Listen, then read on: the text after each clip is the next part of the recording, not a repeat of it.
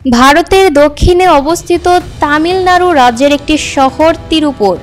পোশাক শিল্পের জন্য বিখ্যাত এই শহরে দেশটির বেশিরভাগ রফতানিযোগ্য পোশাক তৈরি হয়।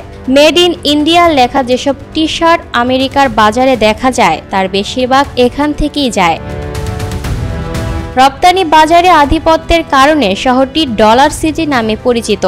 সম্প্রতি ট্রাম্প প্রশাসন ভারতীয় রপ্তানি পণ্যের ওপর 50% শুল্ক আরোপ করে।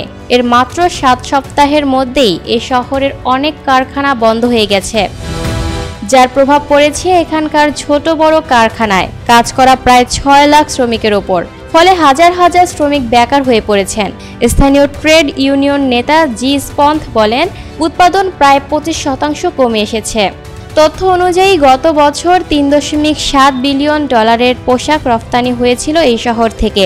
এখানে উৎপাদিত পোশাকের 1/3 সাধারণত ওয়ালমার্ট, টার্গেট ও সিয়ার্স সহ আমেরিকার খুচরা বিক্রেতাদের কাছে পাঠানো হয়। শ্রমিকদের সঙ্গে কথা বলে জানা যায়, অল্প সময়ের মধ্যে ট্রাম্পের শুল্ক যুদ্ধ শহর জুড়ে মানুষের জীবন ও জীবিকাকে বিপর্যস্ত করে তুলেছে। অনেক রাজ্যগুলো থেকে আসা পরিযায়ী শ্রমিকদের বাড়িতে পাঠানো হয়েছে। এখনও যারা কাজ করছেন তাদের বেতন কমানো হয়েছে।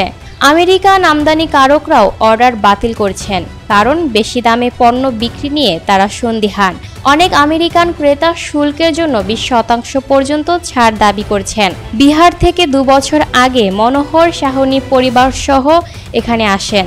স্ত্রী সহ কাজ করে মাসে প্রায় $450 আয় করতেন, কিন্তু এখন তাদের আয় মাত্র $250। সাহনী বলেন, এই সামান্য অর্থে পরিবারকে খাওয়াবো নাকি ঋণ পরিশোধ করব তা বুঝতে পারছি না।